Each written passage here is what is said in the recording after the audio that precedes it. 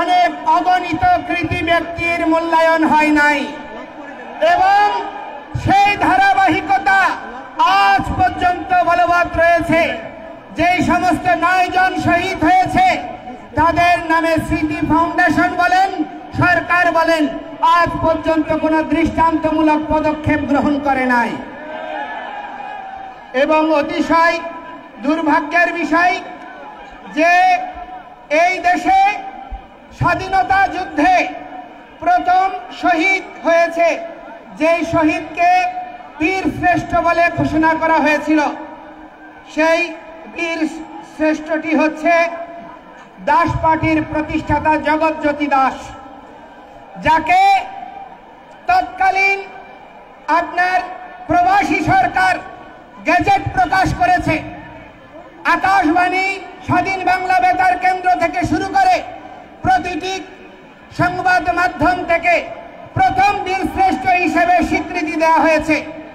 কিন্তু দেখা গেল কি 72-এ এসে সরকার গঠন হওয়ার পরে শুধু হিন্দু অজুহাতে তাকে স্বীকৃতি দিতে হবে বলে কোনো সেনাবাহিনী ছাড়া অন্য কোনো সেক্টরের কাউকে আর বীর শ্রেষ্ঠ খেতাব দেওয়া হয়নি।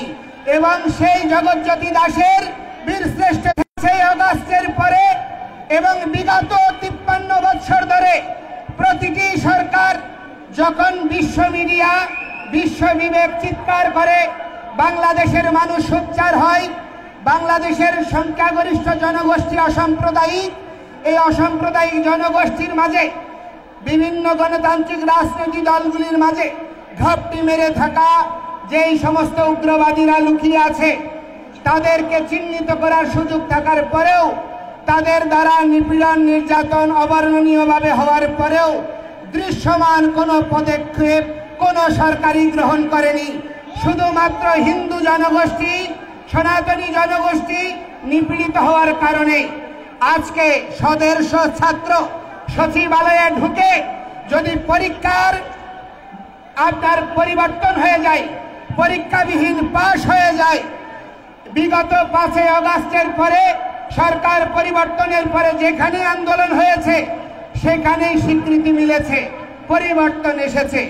কিন্তু আজকে 3 মাস হয়ে যাচ্ছে, দৃশ্যমান কোনো অগ্রগতি তো নাই, বরঞ্চ প্রতিটি জায়গায় হিন্দু বাড়ি ঘরে এখনো লুটপাট, অগ্নিসংযোগ চলছে, এখনো চাঁদাবাজি চলছে, এখনো চাকরির ছুটি চলছে।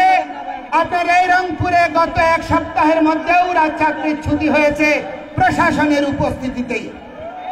অতিশয় দুর্ভাগ্যের বিষয়, এই অবস্থা অপরিবর্তিতভাবে চলতে আছে। তার কারণটা কি? তার কারণটা হচ্ছে এই উগ্রবাদী গোষ্ঠীর মধ্যে সঙ্গে সরকারের একটি অংশ, রাজনৈতিক একটি অংশ এবং এই উগ্রবাদী গোষ্ঠী সম্মিলিতভাবে এই বাংলাদেশ থেকে সনাতনী সংখ্যালঘু জনগোষ্ঠীকে উচ্ছেদ করার প্রচেষ্টা চালাচ্ছে। আমরা এই ভূমির ভূমিপুত্র, কোন অবস্থায় এই স্থান থেকে আমাদেরকে ছুড়ে ফেলা যাবে না। আমরা মুঘল নই, আমরা ওলন্দাজ নই, আমরা ফরাসি নই, আমরা ব্রিটিশ নই, আমরা উড়ে আসিনি। আমরা এই বঙ্গ, যিনি প্রহ্লাদ মহারাজের পৌত্র, যিনি বলি মহারাজের পুত্র, সেই বঙ্গ মহারাজ বঙ্গের নামানুসারে যেই বঙ্গভূমি, আমরা তার উত্তরাধিকার। আমাদের এই এখানে প্রথম অধিকার রয়েছে। আমাদের অধিকারকে অস্বীকার করার কোন প্রচেষ্টা সনাতনীরা আর মেনে নেবে না। বহু নিপীড়ন হয়েছে, বহু নির্যাতন হয়েছে, সনাতনীদেরকে বিভক্ত করে রেখা হয়েছে। হয় আওয়ামী লীগ, নয় বিএনপি, নয় জাতীয় পার্টি, বিভিন্ন দলীয় তকমায় বিভক্ত করে রাখা হয়েছে। আজকে সেই সমস্ত দালালদেরকে আমরা সাবধান করে দিতে চাই। ঐক্যের সুবাতাস বয়ে বেড়াচ্ছে।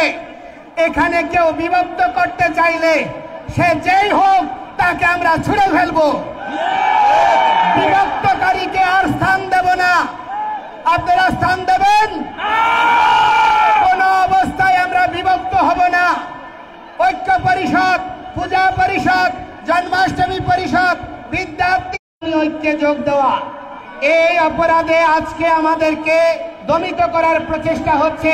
কোন ধরনের হীন প্রচেষ্টাকে আপনারা আমাদের মা এবং জন্মভূমি একই, অথচ যারা এই জাতীয় পতাকায় চাঁদতারা লাগিয়েছে, জাতীয় পতাকা ছুঁড়ে ফেলেছে, জাতীয় পতাকা পদদলিত করেছে, জাতীয় পতাকা আর জাতীয় সঙ্গীত পরিবর্তন করতে চেয়েছে, এই সরকার প্রশাসন তাদের বিরুদ্ধে অবিলম্বে প্রত্যাহার করতে হবে।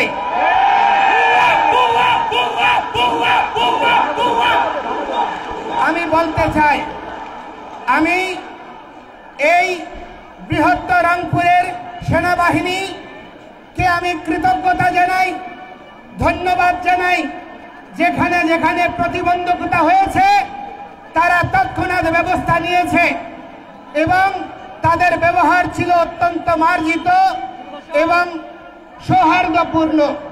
অথচ আমরা সেনাবাহিনীর কাছে দাবি করব, সেনাবাহিনী বা প্রশাসনের যে একটি ক্ষুদ্র অংশ চট্টগ্রামে হাজারীগালির ঘটনায় অনেক নিরীহ হিন্দুদেরকে নির্যাতন নিপীড়ন করে শাস্তি নিশ্চিত করে, যারা প্রকৃত অপরাধী তাদেরকে চিহ্নিত করে সেই সমস্ত ব্যবস্থার স্থায়ী নিরসনকারী, সাম্য আর সমতায় বিশ্বাসী, সাংবিধানিক অধিকার পাওয়ার জন্য প্রয়াসী আমাদের এই সকলেই বেরিয়ে গিয়েছে।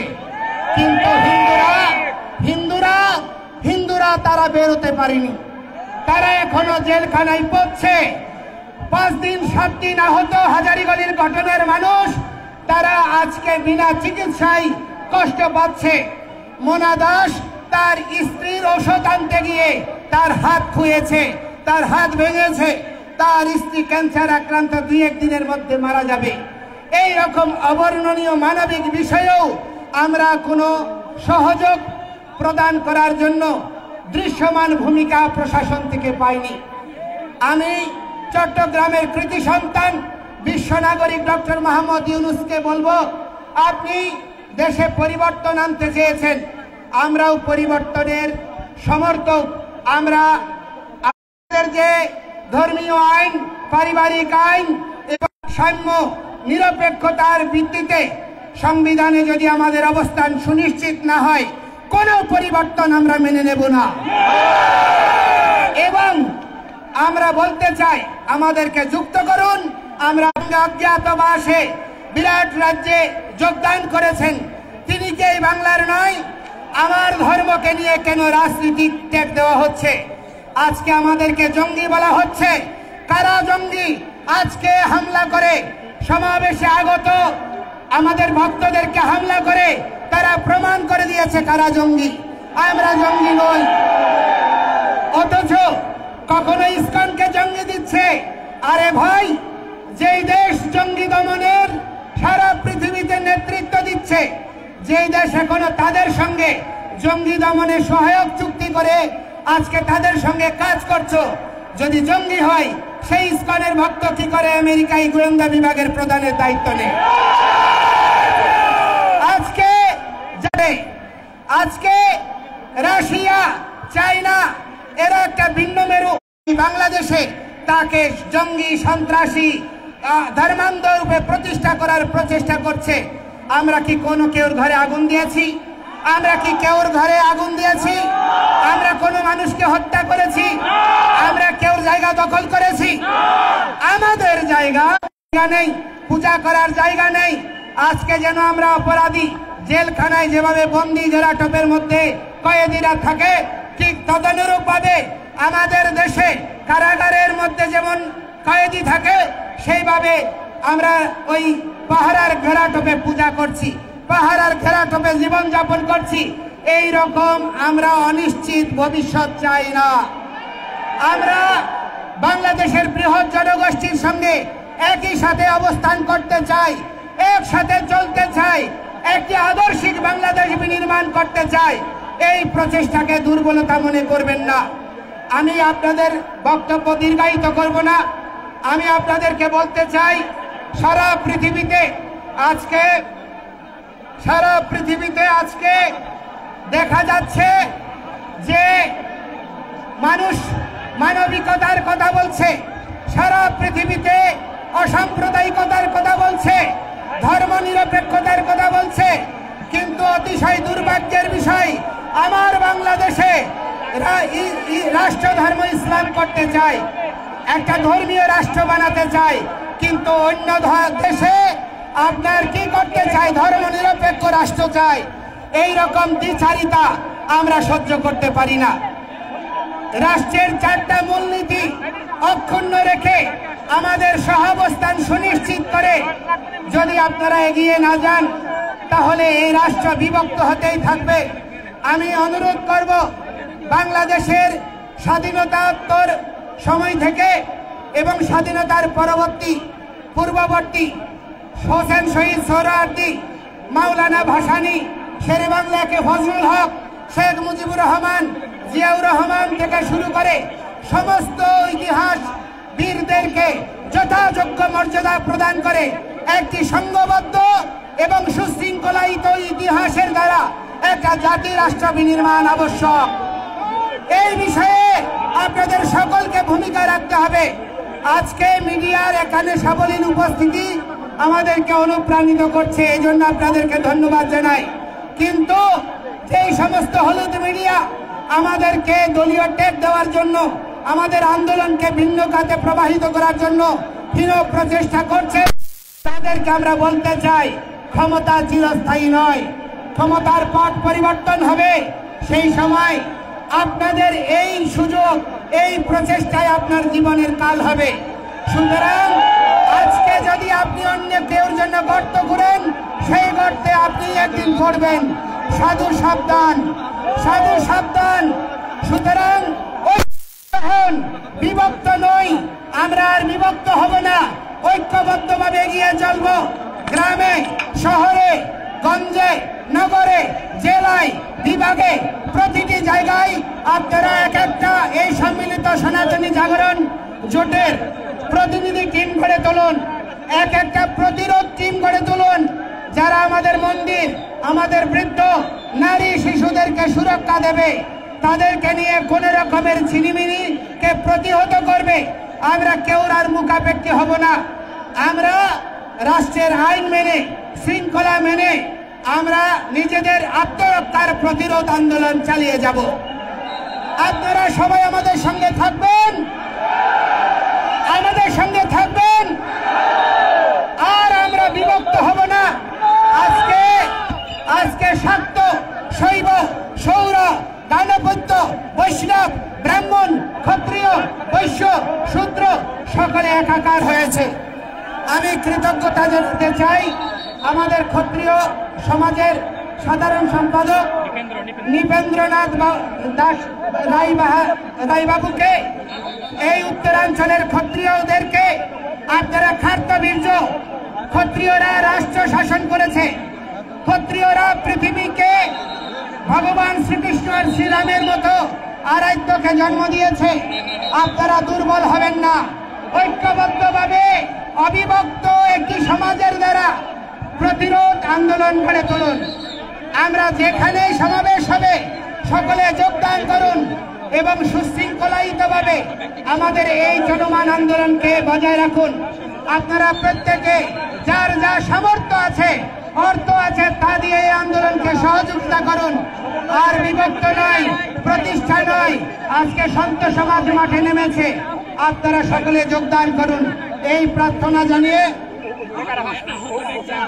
এবং দেখুন বিশ্ব মিডিয়া এই যে এখানে কপ মেরেছে, এখানে আহত করেছে আরো 2 জন, তারা এখন 3 জন হসপিটালে আছে গুরুতর।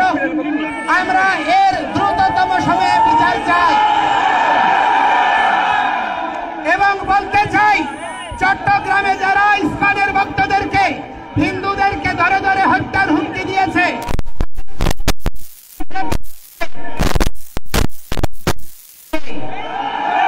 এর ব্যর্থই হলে প্রতিটি হিন্দু নরনারী বাংলাদেশের সর্বত্র ঝাঁপিয়ে পড়বে।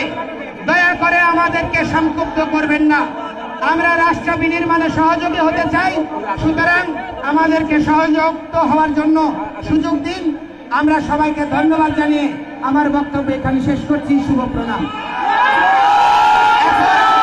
এখন আজান হচ্ছে।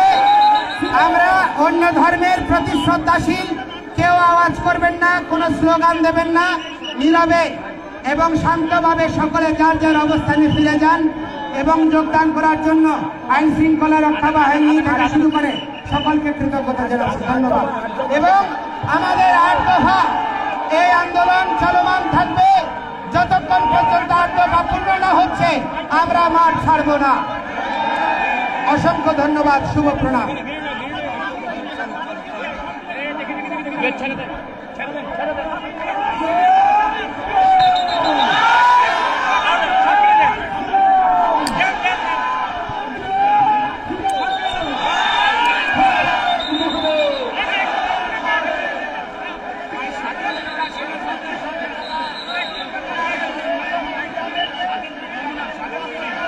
শুধু